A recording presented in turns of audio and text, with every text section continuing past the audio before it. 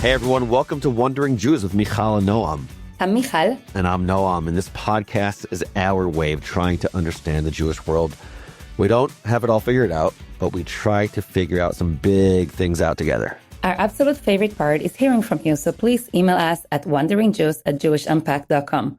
So big announcement today for all of our listeners. We launched this podcast on January 31st, 2024, which means that we are now several weeks away from 1 year of Wondering Jews. I think it's kind of amazing. It's been a year, and I like to remind myself of this often, which is that the 7th of October happened 2023, and the year in which we reflect on it was 2024. I sometimes think of it as a 2023 event, and it was, but the reflection and the time to deal with the tragedy and the opportunity to grow, the opportunity to ask, the opportunity to explore big Jewish ideas and the story of Judaism, the story of Zionism, the story of Israel, that was a 2024 story. And so for me, it's been a remarkable experience ending 2024 and thinking about what we've been doing, the different topics that we've been covering, the different moments that we've been riffing on and thinking about.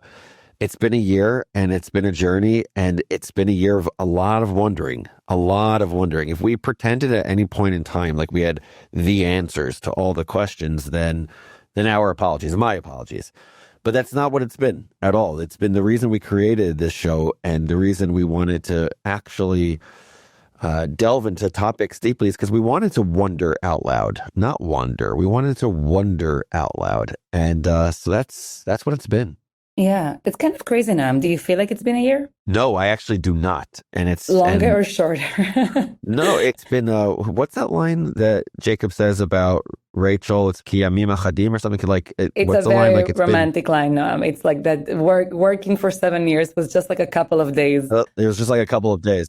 Yeah, so I know it's a romantic line, but I think of that line. You know this line that the days are long and the years are short? Have you heard that line? Nope.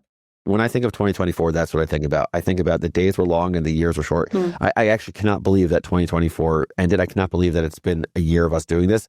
If someone were to just ask me, they wake me up in the middle of the night, how long have you been doing this podcast, Wondering Jews with Mijal? I'd be like, 3-4 months.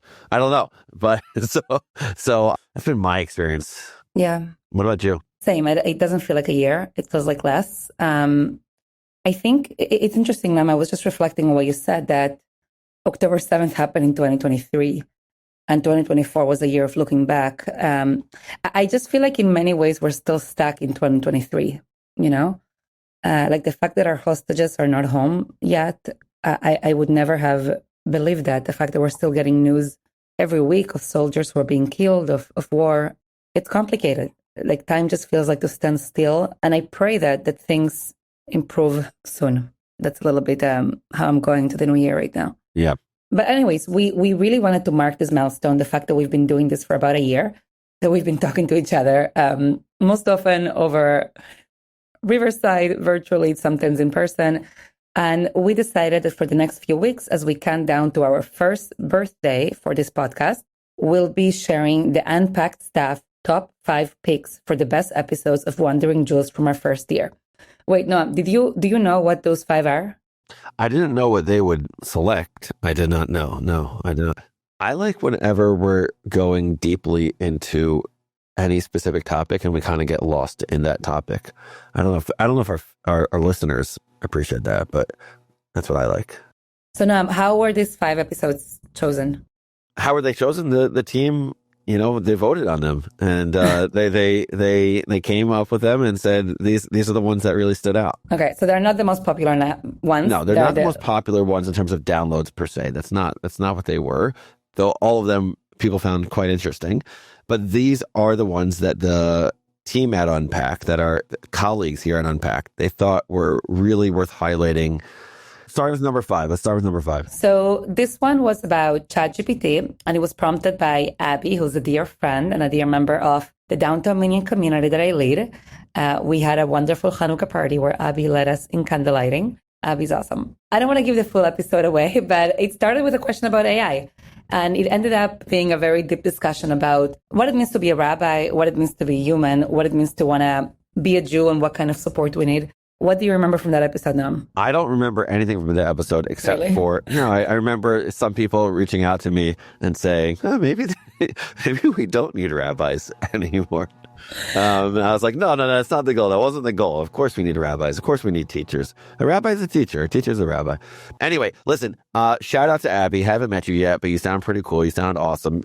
So anyway, for those of you listening who are like, hey, I have questions, a bunch of our episodes actually come from questions from our listeners, and we love hearing from you. So be in touch with us at WonderingJews@JewishUnpacked.com. And by the way, I say this all the time, but it's Wondering Jews, not wandering. And I say that because autocorrect isn't kind, and they don't like the word wondering for some reason. They like the word wandering. And I thought you said that because I have an accent and I say it weird. No, I didn't notice your Is that accent. weird? You have an accent? I do. Okay. I have an accent. We all have accents, Mijal. Okay, no. Okay. But it's so for whatever reason, autocorrect, stop it. It's Wondering Jews, not Wandering Jews. And with that, on to the show. Okay, but to zoom out for a second, so first of all, I would say that not all rabbis would agree with what we just said.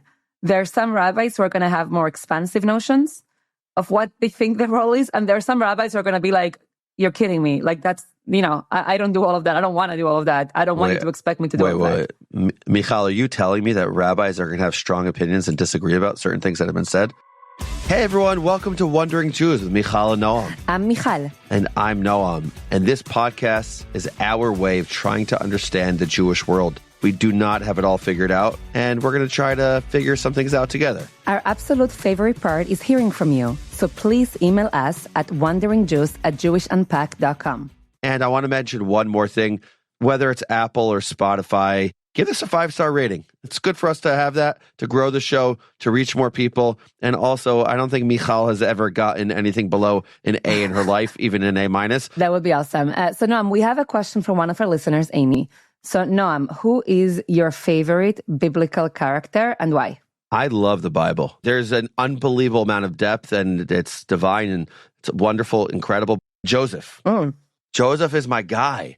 And I'll tell you why, because when I was younger, I viewed Joseph as this bratty, annoying, self-righteous kid who tried to get all this attention, who was trying to be better than everyone. Actually, he reminded me of one specific kid in my grade, in like 3rd or 4th grade, that I did not like. I didn't like him. As I became an adult, Joseph is just the most inspirational figure to me. He was alienated by the people that he loved the most and who were closest to him. He was someone who perhaps was more talented in certain areas and who was nevertheless, or maybe because of specifically, thrown out by his own community. And he was somebody who, as a result of all of that, he grew up, became a better person, became stronger. And even though he was sold by his brothers, he is somebody who, at the end of the day, redeemed his own family. And when I look at Joseph, I say all of us are a little bit a part of that. All of us have been alienated a little bit in different ways by our friends and family in different ways. And all of us have that quality in us. And even though Joseph, he was in exile and he was the ultimate Drake song of started from the bottom, now I'm here. Are you going to sing that? And Joseph is that story. So a different song, by the way, that I love. So Hanan Ben-Ari is my favorite Israeli singer. I know that about you. You got me going on the song Hanania at one point. Yeah, but he has this amazing song, Cholem Kmo Yosef. It's like and he says a little bit what you were saying, that we are all dreamers like Joseph, and we all were thrown into the pit and all went through this upside down. For me, I gravitate to King David, who's a complicated figure, including some really complicated, like not great stuff. King David, he is a person who lives life intensely. Like when you read Psalms, Tehillim, which were attributed to him. Does that resonate? There's thinking about God, about justice, about the universe, about humanity. That's why I love King David so much as the psalmist. All of the verses there, you can, different times of my life, whether times of like happiness or struggle or just feeling alien, whatever it is, you're going to find a verse. Yeah. That's going to talk you straight about to that, and you're going to feel like, wow, this is really describing what I'm going through. But okay, let's talk a little bit, Noam, about another subject, okay? Okay. Because I actually got a question from a member of the Downtown Minion community that I lead, And her name is Abby. She's awesome. For those of us who are not New York-centric, what does the downtown community... The Downtown Minion is a community in Lower Manhattan that I co-founded about 7 years ago and that I lead. It's a wonderful community. I want to go into the question that Abby sent, okay? And it relates, Noam, to a question that we had recently about AI and Shabbat and observance and all of that. Yeah. So can ChatGPT be my rabbi? That's Abby's question, which maybe I should take offense at that because I serve as Abby's Rosh Kehillah spiritual leader. So she might be trying to replace me, but I'm hoping not, Abby, please. But here's the way that Abby kind of described the question a little bit more. She says like this: presumably, ChatGPT has been trained on all the books that a rabbi reads, like the Talmud. So does it mean that it knows them and can answer questions on them? Can it provide new interpretations that humans haven't found yet? Can it answer my questions on kashrut, like the dietary laws around what to eat? And then she said the following: what does a rabbi actually do? And can an AI do these things? Not today's AI, but the one 5 years from now, which would be much better. And could AI be even better than a rabbi because it would have studied and known the text even more if it's like trained on all of them? That's Abby's question. Can ChatGPT be my rabbi? So Noam, what do you think? Gut reaction. Gut reaction is, Mijal, could you be replaced? Wow, this is really personal. Let me change my question into a rhetorical question. The answer is, from the way I view it, you can't be replaced. And the reason you can't be replaced is because what Abby was doing by asking you that question is she was turning to somebody, her spiritual leader, who she feels something from. And she feels this equal and opposite reaction to the love and the admiration that she has for you is something that comes from what you give to her. And if ChatGPT and being a rabbi are synonymous with delivering a lecture, of putting words on a piece of paper that are smart, that provide specific answers to technical questions, then yes, ChatGPT can replace a rabbi in that sense.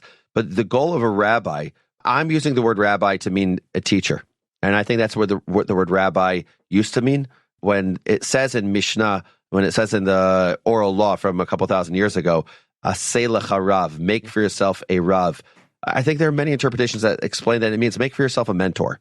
Make for yourself a teacher. Okay, but wait 1 second. We're really broadening this up. Okay. So let me take one of the ways you responded. What do we think is the goal of a rabbi? When we use the word rabbi, that word has changed its meaning across the years. So I think like in the modern rabbinate, being a rabbi in the most technical and minimalist of ways just means that one has gone through an ordination program. It's almost like to be a lawyer, you have to go to law school. You have to study certain parts of Jewish law. People become quite familiar with certain concepts that historically rabbis have made decisions about. Yeah, no, it's also just really important to note that different denominations and different movements actually train their rabbis really differently. And they teach them or they expect from them to know very different things. So if you go to HUC to become a Reform rabbi, you're going to have a very different curriculum than if you go, let's say, to Yeshiva University to become an Orthodox rabbi. Right. But I think most of them concede there's a certain amount of knowledge you need to have. And increasingly, many of them also have some additional skills that they want rabbis to have. So some seminaries would want rabbis to have pastoral training, right? To learn how to advise somebody. Some seminaries would want rabbis to have public speaking training. Others actually want them to have almost like fundraising training, like a little bit of like a CEO. So I think it's interesting because like the different forms of trainings almost answer what's the goal of a rabbi in different way. But wait, no, can I give one more thing to say that I just want to acknowledge something that makes this conversation hard for me, to be honest, that I am a traditional woman that operates in traditional Sephardic and Orthodox spaces. And in my in those communities, not everybody, but most people agree on those communities that the rabbinate should be exclusively for men. So I have a lot of thoughts and a lot of feelings about that, as you may guess. And I almost want to acknowledge that and then pretend like it's not there for the purpose of what does it mean to be a rabbi? Because then like I'll get all caught up in that, You get what I'm saying? Yeah. I definitely understand what you're saying. And that's why, for me, I started going into my definition of what we're talking about when we say the word rabbi. When Abby's asking this question, Abby, a lot of shout outs. What is she really asking? I don't think she's asking about the issue of female, male in this context. Correct. I think she's asking a totally different question.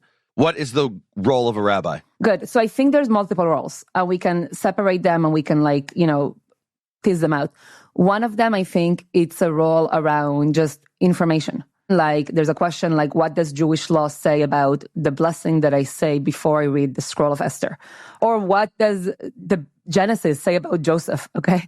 So I think it's somebody who's presumed to have a higher level of literacy and information than the people they serve. That's one role. Agree, disagree? I'm good with that, with a caveat. Okay. My caveat is put aside artificial intelligence, Google. Yes, rabbis do that. It's also the case that Google exists, and it's also the case that artificial intelligence is going to make it so easy to get the information on our phones in the easiest way possible, maybe in our heads in the easiest way possible. Yeah, I would agree with you when it comes to like encyclopedic kind of like knowledge, plain information, that in like 95 or 90% of the cases, there are some exceptions that AI could totally take that role. So I agree with that. Great. So that's one role, information. Okay. What's another role of a rabbi? For me, to teach. An educator. It's to teach ideas. It's to teach pieces of Jewish law. It's to teach the story of the Bible.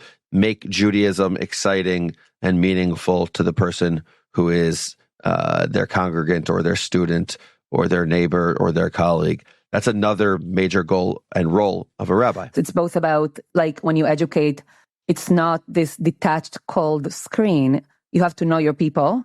And to engage them, you have to know them as well. You have to really care and lead them.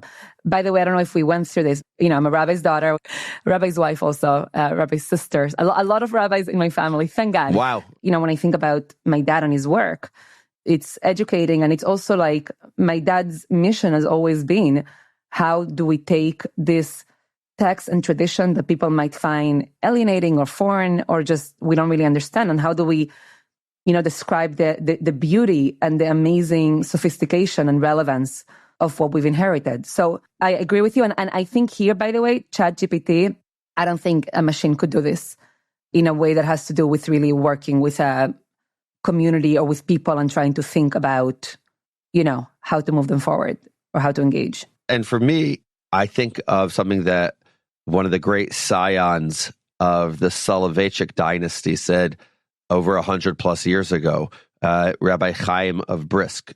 He was a brilliant scholar. He changed the face of Talmud education, and he made it exciting and riveting and something that could compete with the Enlightenment, where people were started, in the post-Enlightenment era, people were wondering whether or not Judaism would be exciting and invigorating, and you could learn something from the Talmud, or you have to go to learn Kant in order to be an intellectually thoughtful person.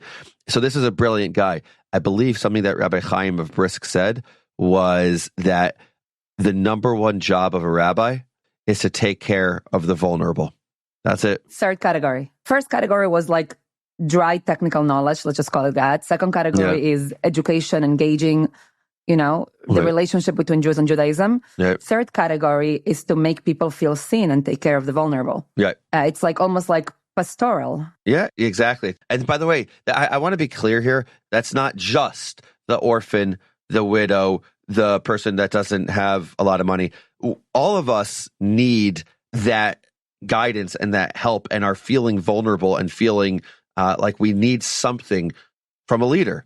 All of us feel that in a different sort of way. So whether or not we're wealthy or whether or not we're living a life that is difficult in the way people would typically define what it means to be difficult, no matter what it is, having that rabbi, what Rabbi Chaim of Brisk is saying is the job of the rabbi is to take care of people in their community. That's the job of the rabbi. Yeah, and I would say here is where I think AI is at its weakest, because by nature, it can't have human empathy. Actually, there's huge questions here. There are questions about AI becoming sentient. There's even, by the way, thinkers who are nervous about us being unethical towards AI as like a sentient machine. You get what I'm saying right now? I get what you're saying. That is next level sensitivity. I went to a philosophical presentation on this last summer, and it kind of threw me off because my ethical concerns tend to go the other way. Like, what is AI going to do to us? And this was like, what are we humans doing to AI? From like a Jewish perspective, an ethical perspective. So I don't think it's what it's referring to, but I am incredibly polite to Alexa. I'm like, please, Alexa, can you please put on Taylor Swift? Noam, I get actually frustrated that my kids don't say please to Alexa. Oh, interesting. Because I actually think it's really, really bad. It teaches you to turn to somebody that you use a human name for, and you speak to them as though you're talking to a human, but like you're just being like, Alexa, do like this. I'm presuming here. The reason you don't want your children being rude to Alexa is not because of what they're saying to Alexa and you're concerned about her feelings. You're concerned about the character traits it's driving within them and the way they could potentially treat other human beings, not because you care about Alexa per se, correct? Correct. It's a form of virtue ethics, like about their own virtue, who they are. And also it's about, the way they'll treat other people, potentially. Yeah. So yes, those are, by the way, really interesting questions about our ethics in the way that we use AI, both towards AI and how AI shapes us. But going back to our question, there's a huge question about what makes us human, right? As opposed to AI. And that's really complicated. But one of the things that I think makes us human is this like ability to see each other in a way that is vulnerable and empathetic. And I don't know if artificial intelligence would ever be able to replicate it in a way that is intrinsic and not just mimicking what other people are doing. And there's what you were saying before about the rabbinic or the leader's role to really be able to see people. And I would say not just see them, make them feel seen. That's really critical. Okay, so we brought up 3 roles of a rabbi. Yeah, teaching, inspiration, and engagement. And then the third category is caring. What's your fourth? Well, I think the fourth category is probably the one that most American Jews and Americans are familiar with, which is like life cycle events, coming to a rabbi and saying, hey, I want to get married and I want to have a Jewish wedding. Or people when they have a baby or a bar mitzvah or a bat mitzvah. So I think there's something around life cycle ceremonies where people go to rabbis for that. That's like a really big bucket. Okay, so what you're describing, to me, AI can run a wedding eventually. AI can run a funeral eventually. It can do those things. What I would argue AI can never do, though, is provide that relationship, that being seen by the other, that no matter what, until humans become forms of AI, a human will always be different than AI, and a human wants that human engagement. Right. So I think you're saying, like, maybe we could hypothetically have this, like, robot that looks lovely come and say all the right words at a wedding. Yeah. Or even at a funeral. But do we want that? Or do we actually want to sanctify those moments with a human who's not a machine? Yeah, my guess, it's going to be a heck of a long time before people would say, you know what, I don't care about human engagement. I'll give you an example. A scientific study was done where baby monkeys, it wasn't a very nice study, as all these are morally and ethically complicated, but nevertheless, these baby monkeys were given, there were 2 different groups. Group number 1 is they were constantly provided with like a robot machine that would provide milk, and then they would be able to drink the milk and they would be able to survive and they'd be fine. And group number 2 was provided significantly less food, but was given hugs by surrounding mother monkeys, chimpanzees, whatever it was. And the second group was much healthier than the first group. And what this study demonstrated is the first thing that anybody, any being needs and wants is that care from something else. And I think that the role of the rabbi is an extended version of that. Right. I will say, by the way, and I love that experiment and what it teaches us about love and attachment. I would say there are some counterfactuals that I know enough about to know they matter, but I don't know enough about to know exactly how they matter. Yeah. Like there are people who are talking about AI as actually relieving loneliness and relieving the lack of empathy. So some people are talking about AI as potentially serving for elderly people who don't have certain company. So I do wonder if we are, That's interesting. if we're being almost like too quick to say like that's the biggest flaw of AI. I think that's like a good question. That is a good question. I agree. So I think we named a couple of different roles that rabbis could have. I have one more, by the way. Okay, go for it. Decision making. I think that's an important one. What do you mean by that? A lot of times people want to have a decision being made by another individual that even if there are conflicting ideas that they see, that someone could be the decision maker on that. Other times people will turn to a rabbi to make a decision about the end of life determination. What counts as the end of life? What do I do in this scenario? Whatever that is, I'm going from the mundane to the most sublime. So like there are all these decisions that are being made, and people look to someone who is a more knowledgeable other and more experienced person, and someone that they think that is perhaps also wise and caring and can take all of these considerations into effect and make this decision for them. Yeah, that's certainly like a big role, I think, especially in Orthodox and traditional communities, for the rabbi to do that. And I'm going to add one more category here, which we didn't get to, which is being a role model. I think in a lot of places, being a rabbi is understood to be like, at least for the outside, modeling what it means to live, right, an ideal Jewish life. Wow. Which, by the way, puts so much pressure. That feels like in some ways it feels like obvious, and in other ways it feels like that feels like more of a complicated one. All of these are complicated, but this is the most complicated one of all, by the way. Yeah, I agree. Okay, but to zoom out for a second, so first of all, I would say that not all rabbis would agree with what we just said. There are some rabbis who are going to have more expansive notions of what they think the role is, and there are some rabbis who are going to be like, you're kidding me. Like that's, I don't do all of that. I don't want to do all of that. I don't want you to expect me to do all of that. Mijal, are you telling me that rabbis are going to have strong opinions and disagree about certain things that have been said? No, never. God forbid. No.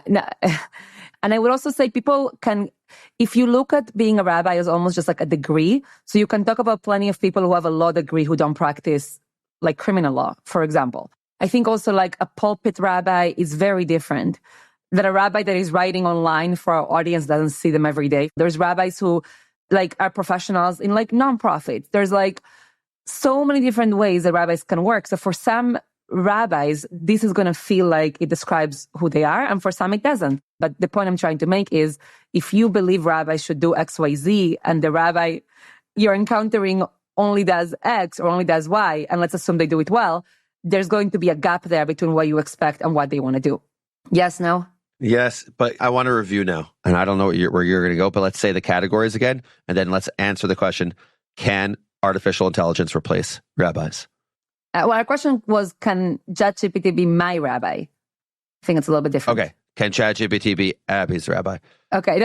Okay. I just meant be, not replace, but okay. Yeah. Be a rabbi. Yeah. Okay. Fair enough. So let's go through the categories. Number 1, information. Can ChatGPT be a rabbi in terms of information? Yay or nay? I think yes. I say yes also. But I think the 5 years from now, ChatGPT. Okay. So now we're agreeing so far. This is fun. Number 2, teaching. Should I go first on this one? Yeah, go for it. No. Yeah, I think not all of it, but some of it. 50%. Yeah. Okay. Number 3, third category, caring. Yeah, I don't think so. Yeah. Even with your asterisk about the loneliness factor that a lot of people are feeling. That's why I said I don't think so, because I don't know enough about that. Yeah, I'm just going to say no. Yeah, okay, I'll go with you, no. Okay. Decision making. I think part of what's complicated, Noam, is that some people have maximalist and minimalist definitions of how much rabbis should decide on stuff. But what's your sense, decision making? Oof. I think it depends on the decision. Okay. So we're both hedging on this one, basically. Yes. I'll say on the really tough, on the toughest of decisions, because eventually you're going to really want someone that you deeply, deeply trust. I don't see artificial intelligence ever becoming that companion leader. So because of that, I think for those reasons, I think it needs a human being. And last category is role models.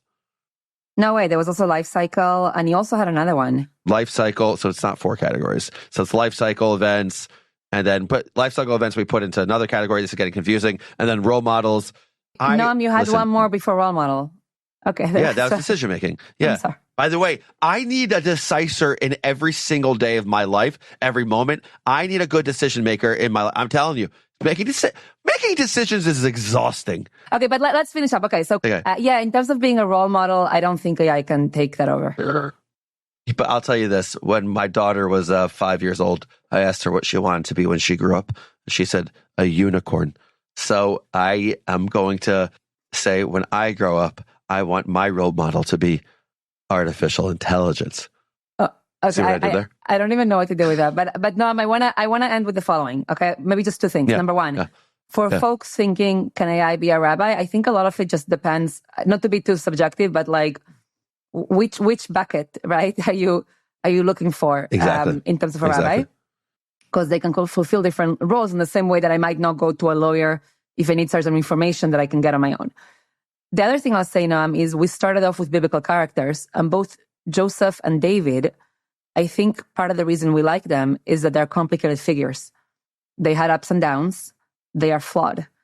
And that is almost like the opposite of artificial intelligence.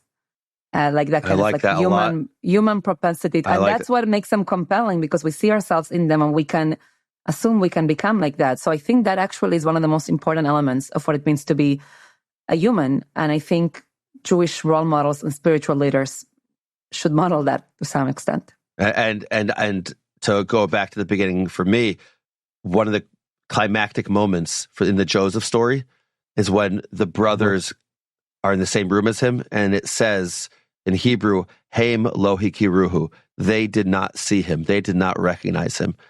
That's the challenge, is to be seen, to be recognized, to be part of something together. And they did not see him. All of us should be able to see one another and be seen by others and to feel that from one another. And if we do that, then we're going to live in the best world ever, Mijal. Great hanging out. All right, take care. Bye. Bye. Wondering Jews with Mijal and Noam is a production of Unpacked, a division of OpenDor Media. Subscribe to Wondering Jews wherever you're listening to this pod, and follow Unpacked at all the social media places. Just look for @JewishUnpacked. Most of all, be in touch. Write to us at WonderingJews at JewishUnpacked.com. That's WonderingJews, WonderingJews at JewishUnpacked.com. This episode was hosted by me, Michal Biton. And me, Noam Weissman. Hona Dodge is our researcher, Rob Pera is our audio editor, and we are produced by Rivka Stern. Hey everybody, it's Elon Gold. Let's be honest, who doesn't need a good laugh right now? Oh, I know I do. Well, that's why I'm excited to invite you to my new podcast, Stars of David with Elon Gold. Join me and my co-host, the wonderful, the hilarious Eli Leonard, on Stars of David to dive into all the joys and, yes, quirks of Jewish life, together with some amazing, very special guests. Whether you need a laugh, a little kvetch, or some heartfelt conversations, Stars of David has you covered. Subscribe now to Stars of David wherever you get your podcasts and on YouTube at Unpacked Podcasts.